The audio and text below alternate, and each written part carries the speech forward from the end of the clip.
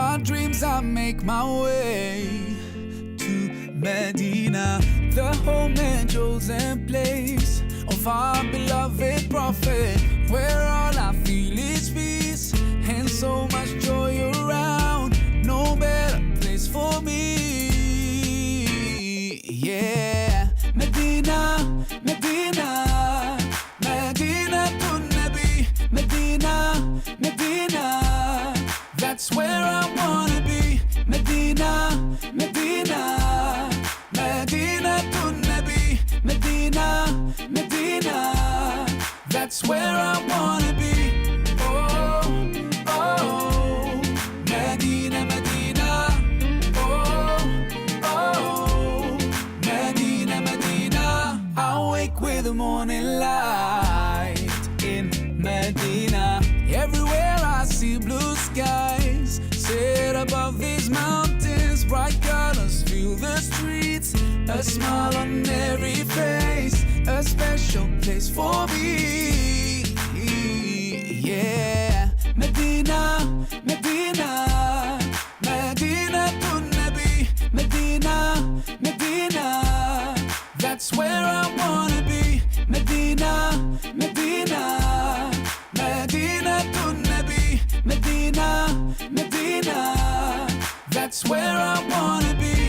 Oh, oh, Medina, Medina, oh, oh, Medina, Medina.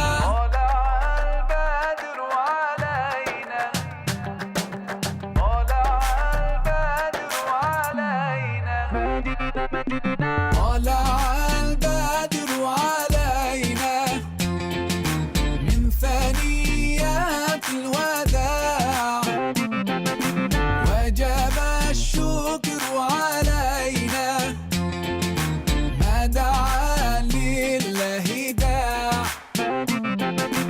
أيها المبعوث فينا جئت بالأمر المطاع، جئت شرفت المدينة، مرحبا يا خير داع.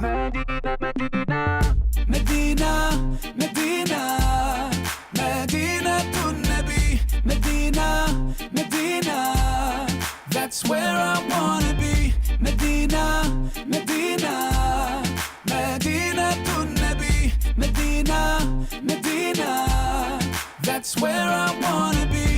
Oh, oh, Medina, Medina, oh, oh, Medina, Medina, oh, oh, Medina, Medina, oh, oh, Medina, Medina, Medina, Medina, Medina to Nabi, Medina, Medina. Fillimisht, zotri Ukoshata na tregoni se për të gjitha ata shikues të cilët nuk e dinë se sa ka qenë numri i kandidatëve për haxhin të cilët këtë vit kanë udhëtuar nga Mali i Zi. Numri i kandidatëve i përgjithshëm nga Mali i Zi që kanë shkuar me organizimin e meshihatit të bashkisë islame në Malin e Zi ka qenë 82, prej atij numër domethënë 15 kanë qenë prej komunës tonë. Do thotë ne kemi me dieni kam se kanë qenë edhe disa qytetarë tonë kanë shkuar me disa organizime të tjera, por do thotë kjo është organizimi që Bashkia Islame në Marzi e bën domethënë në bashkëpunim me komunitetin musliman të Shqipërisë. Në rregull. Zotri Capuni, si ka qenë kjo përvojë për ju? Ka qenë një vendim të cilin apo ka qenë një udhëtim i planifikuar apo thjesht ka ardhur natyrshëm dhe si e keni përjetuar ju personalisht? Do thotë, së pari ju përshëndes të gjithë qytetarët e Ulqinit dhe gjithë shikuesit TV të Utrës. Do thotë, më kanë thënë hoxhët pastaj fatikisht kur unë u lemrova për haxh që ftesa për haxh të vjen natën e Kadrit. Edhe unë nuk e kam dier që kjo ftesë më ka ardhur mua, por kur u shpallën plakatet dhe afishuan dhe thotë shpallje që ok, regjistroheni për haxh, gjithsesi unë ndjell një ndjenjë ftese brenda meje, ftesa u aktivizua, erdhi ashtu pa pritmas, edhe fal edhe efendi Ukoshatës, thotë kjo u bë e mundur që unë të kaloj një çik ato afatet edhe të futem në radhët e haxhinjve nga Ulqini. Do të ftesa vjen në natën e ka dhe shkruhet lista, bëhet lista definitive e gjithë besimtarëve të botës, që do të bëjnë pelegrinazhin. Unë pas kësaj qenë në këtë llotarinë jenë llotarinë por në këtë vendim të Zotit që unë të shkoj thotë të vetë në haxh. Dhe si e keni përjetuar? Po për dallim për gjithë për të tjerëve, kjo ka qenë vizita ime e parë, do thotë unë nuk kam bërë umre më parë, nuk kam vizituar do thotë as Mekën as Medinën do thotë më parë. Edhe për mua ka qenë do thotë edhe një ripetitje shpirtërore, edhe një, si thon asaj, përveç që ka qenë ripetitje shpirtërore, por ka qenë edhe një mrekullim ose një mahnitje me një numër të madh të qytetarëve ose të banorëve, që cilët janë duke bërë një pelegrinazh në një sipërfaqe shumë të vogël, edhe nga aspekti organizativ ka qenë shumë interesant. Kështu që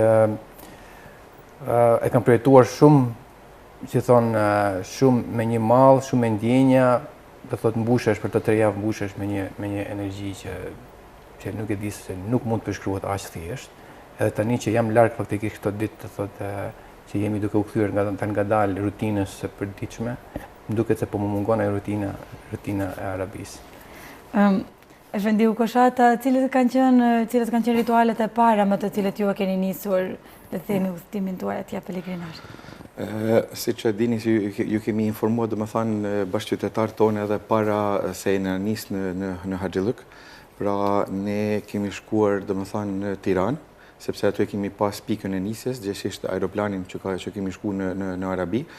Dhe do të thotë, unë më vjen mirë kur sikurse Iliri edhe të tjerë, domethënë që kanë shku për herë të parë, me që unë nuk kam qenë për herë të parë, por unë kam qenë si udhëheqës i grupit, edhe më vjen mirë se kur haxhilerët shprehen, domethënë që e kanë një vendin shumë mirë, atëherë më duket se edhe ne si udhëheqës kemi arrit një pjesë të suksesit, domethënë në këtë drejtim. Kështu që domethënë kena pa domethënë emocione të ndryshme tek njerëzit në momentet e para, sepse rituali i parë që i paraprim domethënë Haxhillukut është rituali i umres. Ajo ka kuptimin se haxhilerët duhet t'i heqin rrobat që i veshin çdo ditë dhe të veshin dy havlia, pra dy që i themi ne me terminologjinë fetare ihrame, pra me të cilët do të mbulohen. Edhe faktikisht do të thotë ajo është një përjetim i veçantë, sepse jo të gjithë e nijn vendin domethënë njësoj sikurse edhe me tesha, i duket paksa një ndjenjë e veçantë domethënë në atë pamje. Tash do të thotë ajo ka qenë faza e parë, domethënë që njerëzit e kanë vesh ihramin, disa atë punë kanë bërë në aeroport në Tiranë, po ajo që është më interesante po ashtu domethënë është edhe veshja e ihramit në aeroplan, sepse disa do të thotë kanë mundësinë që ta veshin edhe në aeroplan, sepse si rregull, pra i bie që ihrami të veshet në pikën para se hyhet në zonën e vendit të shenjtë. Dhe në rastin tonë që kena udhëtuar me aeroplan, pra do të thotë është një kohë, do të thotë përfërsisht rreth 45 minutave, kur piloti i aeroplanit nëpërmes të autoparlanteve i lajmëron njerëzit që brenda kaq kohe do të futemi në të ashtu quajtën mikat. Pra është ajo zona e shenjtë. Prandaj kush nuk e ka vesh ihramin, le ta vesh atë. Edhe prandaj do thotë aty njerëzit janë ato që nuk e kanë pas të veshur më herët, pra janë i kanë vesh ihramit, edhe pra disi edhe me habi shikojshin vetveten se si duken me ato tesha të bardha ashtu. Zotëri Capuni, me qenë se treguat që është hera parë për ju që është dhënë mundësia të vizitoni këtë vend të shenjtë, si ka qenë për ju kjo përvoja e, le të themi, ndrimit të rrobave në pasyrjes në këtë vend të shenjtë? Do thotë, veshja e ihramit, përveç që janë edhe dy pëlhura faktikisht të njëjta, gjithë i kanë po të njëjtat, edhe është një ndjesi e veçantë sepse të kujton edhe një barazi, të kujton që ngjyra në farë forme e trupit nuk ka dallim. Por ajo pjesa e dytë që më ka bërë shumë përshtypjen e tokën e shenjtë është një diversitet i jashtëzakonshëm i kulturave dhe njerëzve, edhe ngjyrave, thotë. Edhe ajo barazia kuptohet, të thashë një herë. Do thotë unë në Shtetet e Bashkuara të Amerikës që është një vend kosmopolitan, që është një vend që s'ka kulturë që nuk ka, s'ka restorant që nuk mund gjesh, kulturë burmeze me të thash. Po këtu kanë qenë gjithë, si thonë asaj, si thotë himni shqiptar, me një qëllim dhe me një radhë, do thotë. Edhe ky diversitet i kulturave mund ka bërë një përshtypje, një ngazëllim ashtu i veçantë, edhe një vëllazërim shumë benevolent, do thotë, shumë dashamirës i të tjerëve, do thotë, ndihmon njëri tjetrin, gjithë të pyesin nga je, nga impresionon që ne jemi nga Evropa, sepse shumica e tjerë nuk janë për shembull.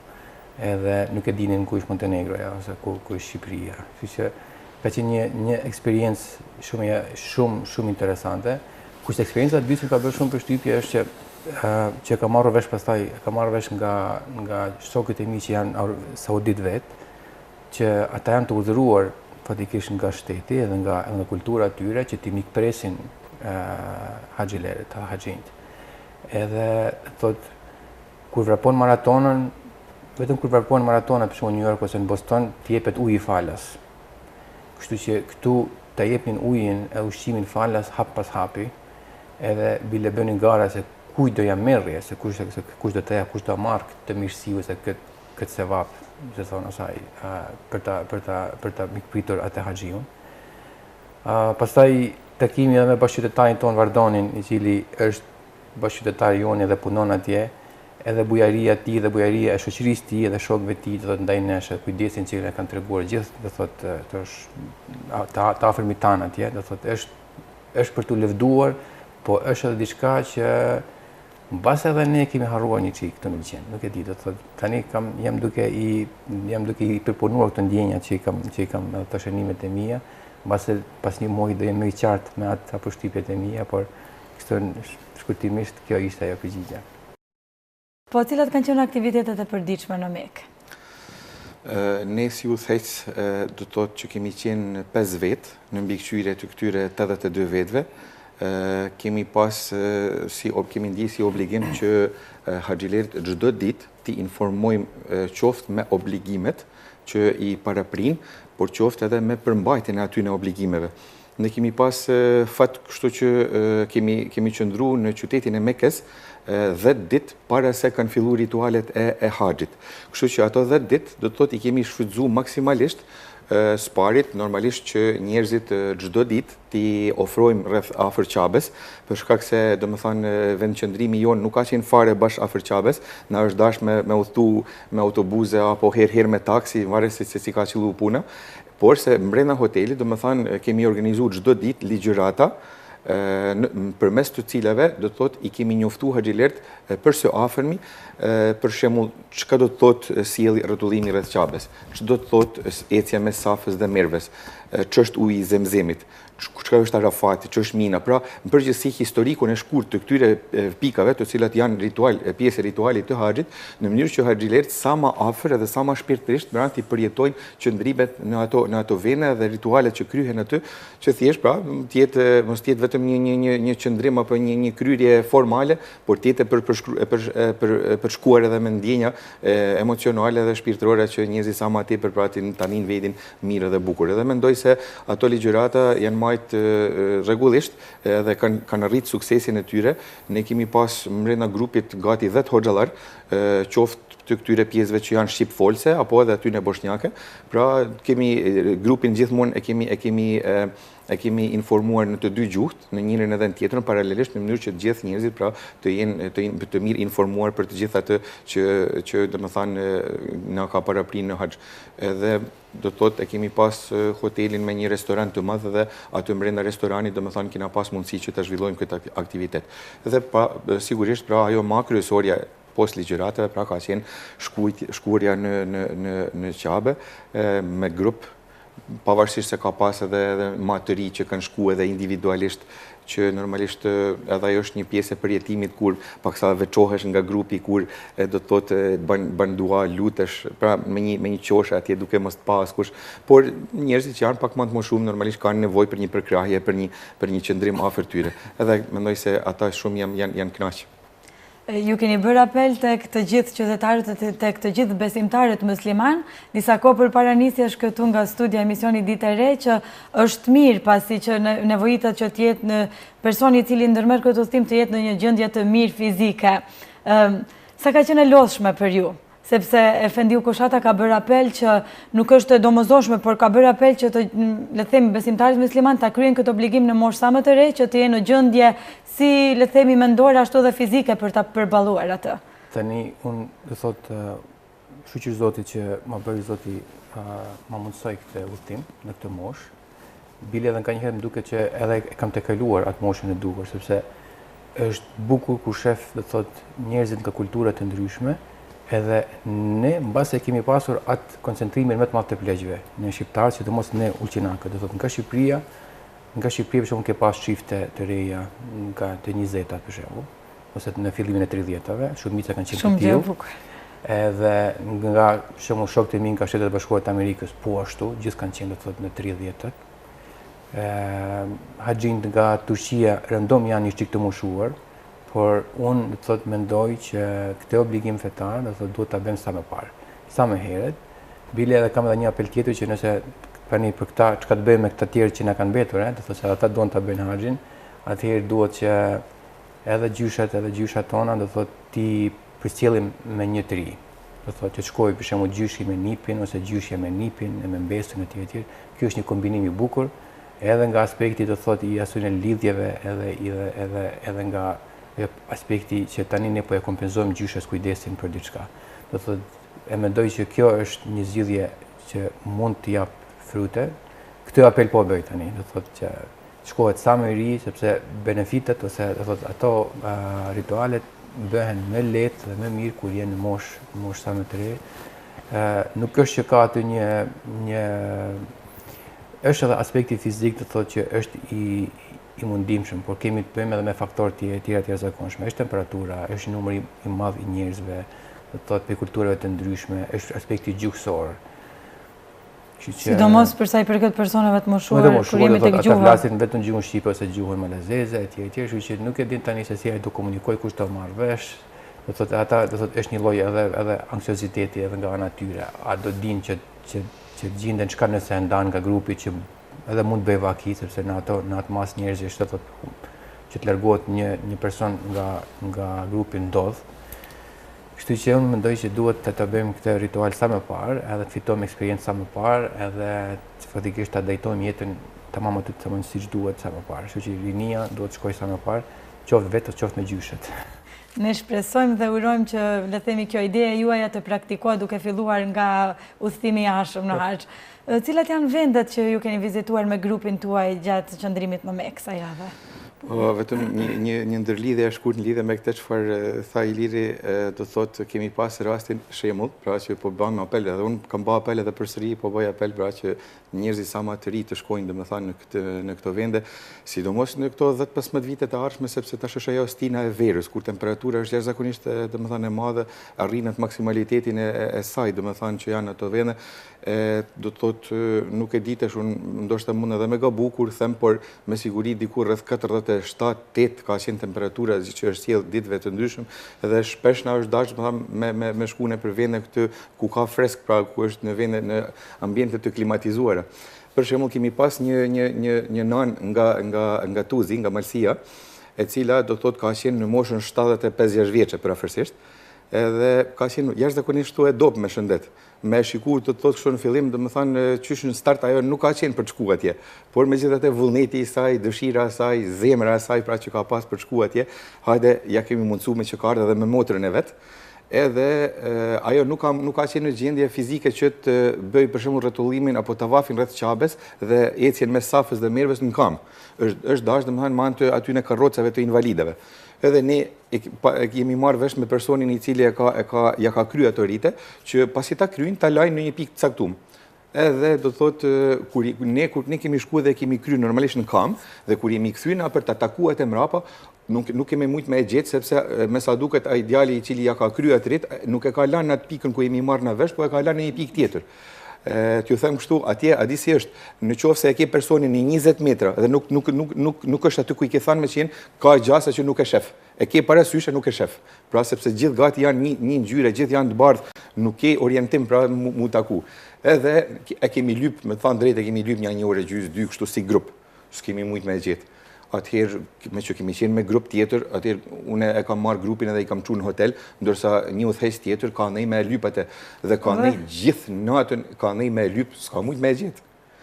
Edhe është kthyer edhe në hotel, edhe në momentin që është kthyer në hotel, ajo ka qenë diku koha e sabahut, rreth 5 orës në mëngjes.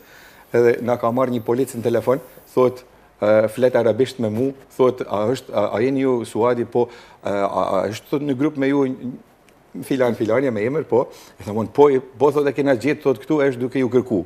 Pastaj unë e thira atu thesin tjetër kolegun i cili i tham shkomar se kupton e kanë gjetë nanën. Kur ka ardhur ajo në hotel bashkë me te, ne kemi shku me vizitu. Tash me të thënë drejt kështu kemi pritë se ndoshta po na thot pak dhe një fjalë kështu si Tiranë, si më keni lanë, a keni mëshirë për mua. Ajo është e kënaq gjithë natën, ka ba lutje, i kam pas atjer tu lut, tu fal, edhe unë tham as tyne, dikur sa kur e kam shikuar, 3 mëngjesit, po tash e ngën vonu marr për mua. Naç krejt gon tu vrapu me gjetë atë, ajo është kënaq i bajtet. Thash po të na tregojsh më herët, pa me të lanë gjithë natën ti më kënaq. Shumë gjë interesante dhe e veçantë. E tash kështu, domethënë gjatë atyre ditëve sa kemi qenë domethënë në Mekë, për shkak se thash më herët kanë qenë pak temperaturat e larta, kemi qenë të kufizuar në lëvizje, por një gjëja kena mundsu domethënë njerëzve, pra që një grup ka shku një ditë për të vizituar shpellën Hira. Ajo është domethënë shpella ku i ka ardhur zbritja, shpallja Muhamedit alayhis salam. Aty personalisht nuk isha, për shkak se s'kam mujt fizikisht, por ka qenë një grup, domethënë ka qenë i udhëhequr me një udhëheqës tjetër, ndërsa ditën e nesërme kemi shku bashkë me mua, domethënë në shpellën Theur. Kjo është një shpellë e cila është domethënë është rëndësishme në historinë islame për shkak se kur kanë përzan Muhamedit alayhis salam prej Mekës në Medine, pra ai do të thotë së bashku me shokun e vet të ngushtë Ebu Bekrin, nuk ka marrë drejtimin e Medines, por ka shkuar në drejtimin të kundërt, në mënyrë që ti mashtroi domethënë ato ushtarë që deshin që do të thotë vrapojshin pas tij për ta zanë, dhe është trehu domethënë në këtë shpellë ka nej 3 ditë dhe pas 3 ditëve pastaj ka vazhduar udhtimin e tij për Medinë. Dhe domethënë me thënë drejt, aq një teren i papërshtatshëm për të një deri sipër, kemi ba 1 orë 20 minuta domethënë deri sa jemi një sipër, por se do të thotë të gjithë janë njët me sukses ato që kanë ardhur, edhe do të thotë i kanë përshku një ndjenjë e veçantë, kupton se lidhet domethënë me historinë, se faktikisht haxhi është krejt gjuhë simbolesh. Pra bën një veprim të cilën kur e shikon në pamjen e jashtme duket si formal. Mirë po ajo në brendësinë e saj ngërthen pra një histori qoftë me Muhamedit alayhis salam, qoftë edhe me mahiret se Muhamedi alayhis salam, pra edhe në kohën e Ibrahimit alayhis salam, për të cilën janë të lidhur të përitë. Ne gjatë me rastin e festës së Kurban Bayramit kemi zhvilluar një bisedë këtu në studio me krye'imamin e Bashkisë Islame të Ulqinit, me cilin njëherësh kemi folur edhe rreth rëndësisë së ditës së Arafatit. Më intereson të di se si ka qenë për ju që ta kaloni këtë ditë të veçantë atje dhe gjithashtu edhe festën e Kurban Bayramit, me që ka qenë dhe hera parë. Thot dita e Arafatit është një ditë para Kurban Bayramit, është dita ku thot është një mal rreth cilit tani janë bërë facilitete për qëndruar haxhint brenda, do thot brenda çadrëve, të strehave, është edhe e kanë gjelbruar goxha. Dhe ajo është dita kur individi është i lënë vetë.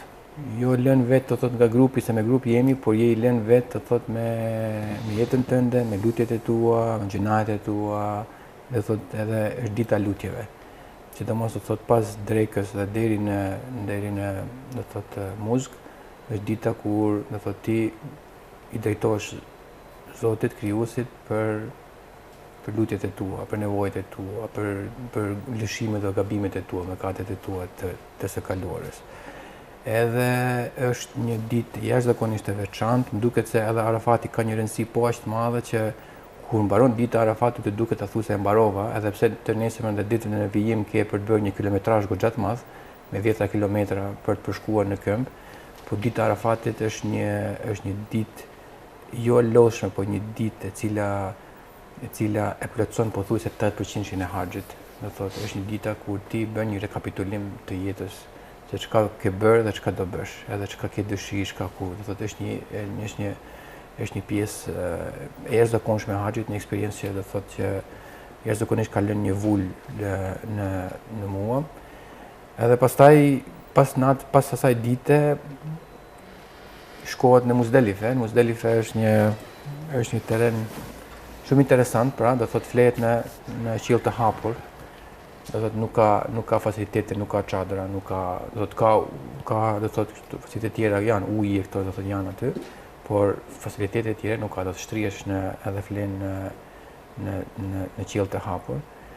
Tani mbase edhe është shteti duke u munduar që të na bëjë sa më të lehtë, ato kanë vendosur edhe drita, edhe edhe është ndriçuar edhe shtruar me asfalt, më duket që ky asfalti më shumë ka bërë dëm se ka bërë, sepse asfalti ishte goxha i nxehtë, kurse dritat nuk na linin të shohim qiellin ashtu tamam siç duhet edhe yjet.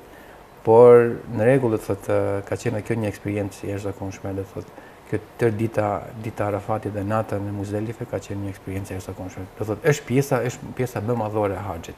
Pastaj ritualet tjera, edhe pse janë të mundishme dhe kanë ato pjesët e veta edhe simbolikën e vet, më duket se ajo thyrja ku duhet të ndodhë faktikisht ndodh në ditën e Arafatit. Prandaj edhe është një thënie që haxhi është Arafat, haxhi është dita e Arafatit.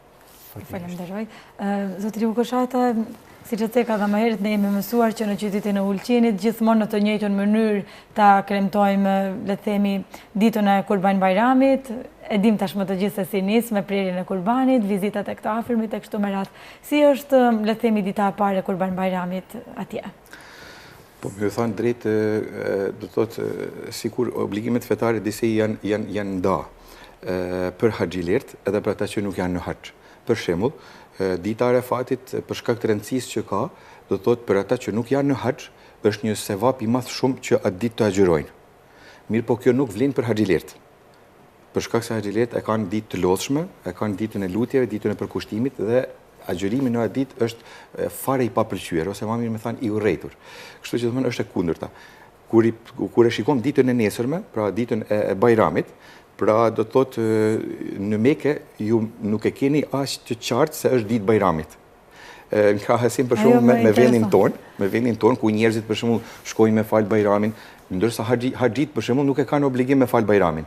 Njerëzit që nuk janë në haxh shkojnë me fal Bayramin. Haxhit nuk e kanë obligim me fal Bayramin. Ato falin vetëm sabahun edhe ecin pastaj domethënë për të kryer ritualin e gjujtjes së guralecave në Mina. Pra do thotë kanë obligime të ndryshme edhe faktikisht duke marrë parasysh atë fluks edhe atë intensitet të ritualeve të cilat i ngërthen haxhi, ti harron kanjëherë se është edhe Bayram. Edhe vetëm njerëzit kur mbrishin në hotel, harrojshin edhe me uru njëri tjetrit Bayramin, a është Bayram marrë sot kështu? Çoni marrë të pim diçka të ham diçka bashkë, hajde bleshim pastaj da mërsina da diçka. Nuk e prisja të në këtë mënyrë. Sikur ta ringjallin paksa ashtu. Të shti kjo është po flas për neve haxhilert, se ma mërmendje se ndoshta banorët të cilët nuk janë në haxh edhe ata ndoshta kanë atë mënyrën e tyre se si e festojnë Bayramin, por në përgjithësi domethënë haxhilert janë të hutuar mas obligimeve edhe fare harrojnë për Bayram, diku atje mas dite i bën edhe në mend me thirr në shtëpi, mi thanë më shtat Bayramit. Këna rrugë pra. Ashtu si që përmendje edhe Efendi Ukoshata gjatë bisedës, le themi hedhja e guralecave në Mina është një nga ritualet mbase më popullore, më të përmendura kur bëhet fjalë për haxhin. Po kjo përvojë si ka qenë për ju personalisht, sepse? Po do thotë kjo bëhet rreth, do thotë bëhet 3 ditë. Do thotë ditën e parë gjuhen 7 guraleca, ditën e dytë 21 dhe tretën. Edhe ka qenë një ditë në cilën njësësi ditën e parë unë kam marrë me një çik frikë sepse ka ndodhur fatkeqësi. Do thotë ky është momenti ku zakonisht do thotë ka ndodhur fatkeqësi, sepse të gjithë janë duke u nisur në një vend shumë të ngushtë, do thotë bashkëdëzohen disa rrjedha do thotë të njerëzve që vinë nga Mina, disa vinë nga Meka e tjerë, nga vende të ndryshme, nga pjesë të tjera të kampit. Kështu që edhe pastaj mund dikush ta gjujë gurin si për kokës tënde e tjerë, por tani me mrekullisht të thotë e kanë rregulluar aq mirë edhe kanë bërë një arkitekturë jashtëzakonshme që shanset që ndodh ndonjë fatkeqësi këtu është pothuajse minimale, është zero. Edhe do thotë po ajo ecja deri do thotë nga Mina, nga kampi i Minës deri në vendin ku gjuhen do thotë guralecët ka është shumë interesante, do thotë sepse janë tunele, kanë bërë shkurtesa, janë policët që të freskojnë me ujë, janë policët që të japin ujë për të freskuar ose edhe lëngje, janë policët ose ushtarët e shtetit Mbretërisë Saudite, cilët edhe të rikujtojnë çka do të bësh këndo, thuaj kështu, thuaj ashtu, edhe të japin një çik edhe ashtu që thonë asaj ngazllim. Thoni kështu buzëqeshni, çdo gjë është në rregull, e drejtonin masën tamam ashtu siç duhet. Edhe do thotë mbaroi edhe kjo punë, kur e mbaruam ditën e parë me një lehtësi të paparë, sepse tani është me disa kate kjo pjesë.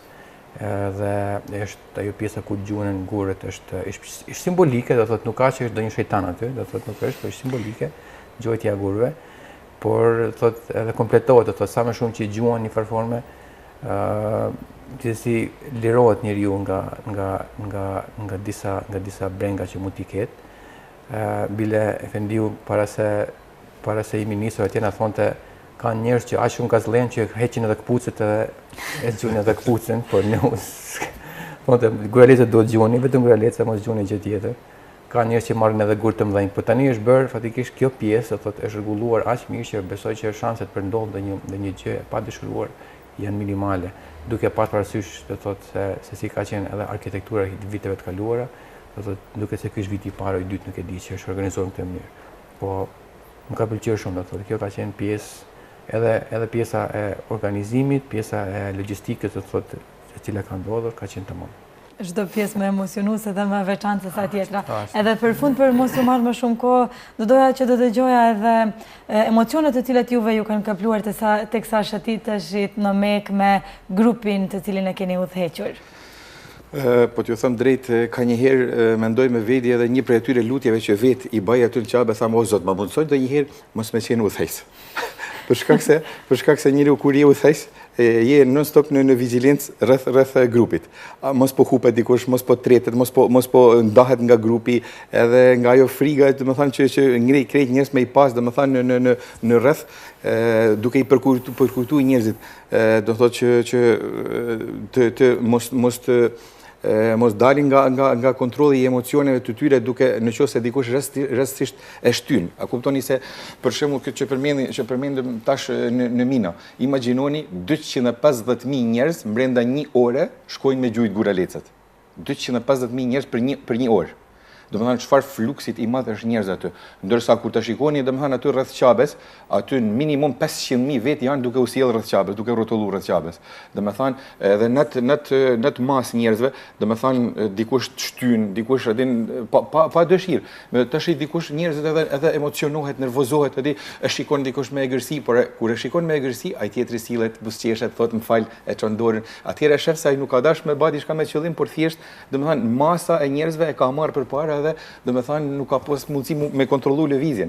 Edhe në gjithë këtë po them, unë zakonisht jam përpara grupit ose mrapa duke e vëzhgu grupin me pa do thotë duke pa terrenin që mos mu fut aty ku ka ndoshta shumë njerëz, shumë kallaballok, në mënyrë që ata ta nin vetin komod. Pastaj shpesh herë do thotë njerëzit duke shikuar kështu harrojnë me shiku Qaben. Për shkak se në momentin kur njeriu rrotullohet rreth Qabes, një prej ibadeteve ose adhurimeve të veçanta është vetëm shikimi në Qabe. Pra vetëm shikimi i Qabes është ibadet ose adhurim në veti. E njerëzit hutohen duke shikuar kështu harrojnë. Edhe unë vazhdimisht i them, ktheni shikimin atje këthe, mos shikoni çka bën kush. Ktheni shikimin, shikoni Qaben, bani lutje. Edhe kështu që domethënë në këtë mendoj se e kemi arrit si sukses, domethënë si udhëheqësa që ti mundsojmë njerëzve me të vërtetë që të jenë ashtu si më thënë edhe të kthehen në vendin tonë sa më mirë. Për shkak se një mesazh gjithmonë i thoshe, shikoj, mos tentoni kur të shkom në Mekë dhe në Medinë që ju të ndrroni atje sistemin apo të ndrroni njerëzit. Qëllimi i shkuarjes tonë atje është të ndrrojmë vetvetet tona, jo të ndrrojmë atje, se në fundin me bazë japim për 10-15 ditë sa jeni atje. Pra të shikojmë që të ndrrojmë vetveten tona, domethënë të përmirësohen as të vinë këtu njerëz sa më të mirë, që domethënë edhe në takimet që kemi me njerëzit në të ardhmen të reflektohet ajo, të shohin njerëz se me të vërtetë ke unë diçka ka ndrru.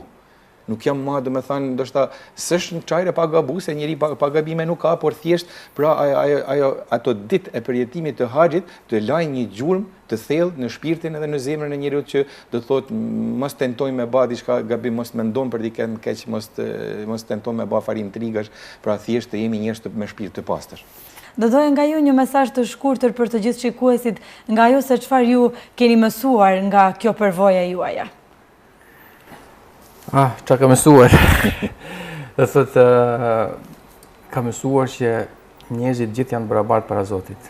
Do thotë, jo rastësisht hutbja e lemtumirës e profetit, pa që qohën për të, do thotë, në cilën është konsiderohet si një deklaratë, si një magna carta de libertatem, ose një deklaratë që ka ardhur shekuj më parë se ku janë garantuar të drejtat që një bardh nuk ka më shumë drejtë se nga një izi etj. Thotë. kjo barazia, do thot që është e vërtet, është barazia që duhet ta kultivojmë, ta shpërndajmë, do thot kjo është numër 1, do thot. Numër 2 është që Meka është e shenjtë, po Medina është e bekuar.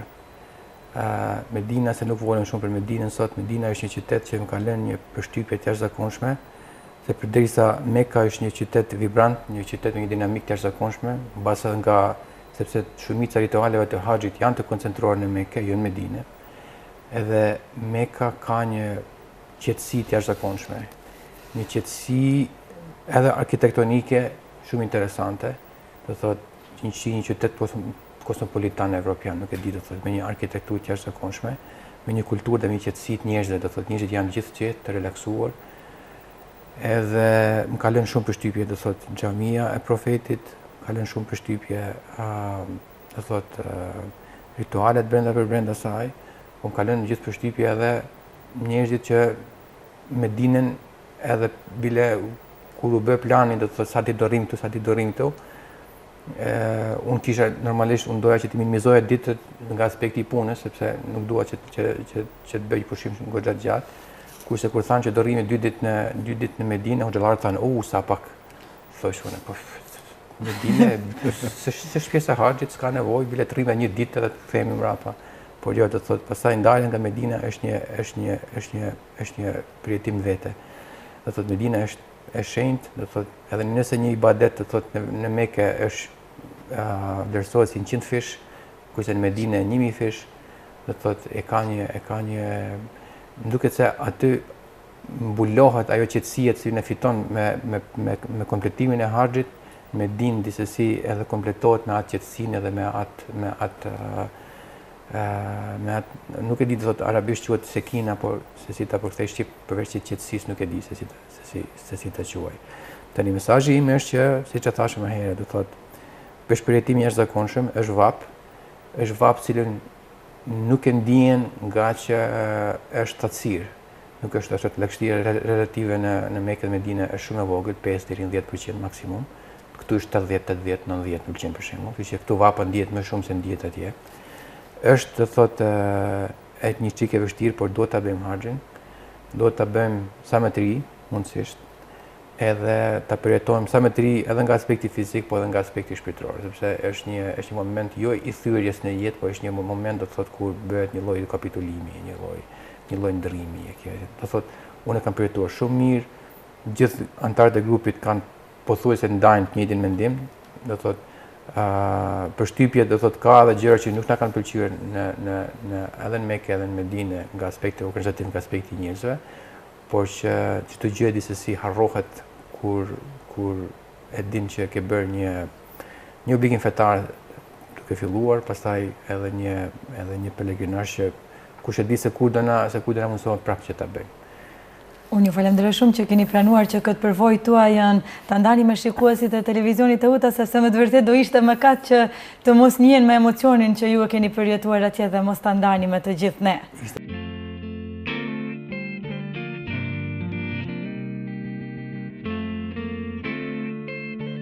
In my dreams I make my way to Medina, the home and chosen place of our beloved prophet, where all I feel is peace and so much joy around. No better place for me.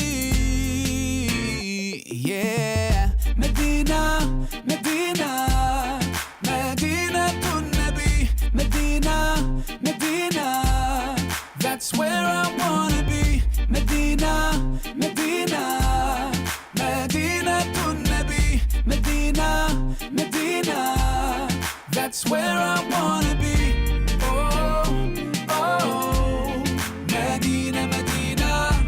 Oh, oh, Medina, Medina. I wake with the morning light in Medina. Everywhere I see blue skies set above these mountains, bright colors fill the streets, a smile on every face, a special place for me. Yeah, Medina, Medina, Medina to Nabi, Medina,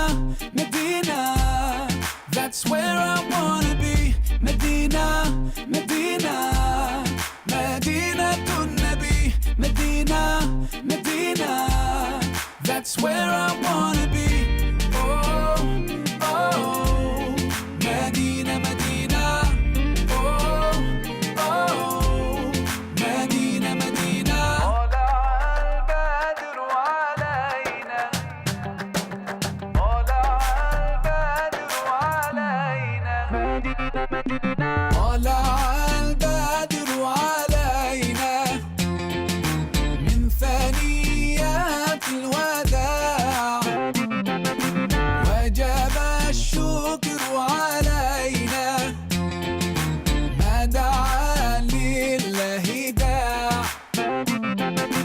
أيها المبعوث فينا جئت بالأمر المطاع، جئت شرفت المدينة، مرحبا يا خير داع. مدينة، مدينة، مدينة النبي، مدينة، مدينة، that's where I wanna be. مدينة، مدينة، مدينة النبي، مدينة، مدينة, that's where I wanna be.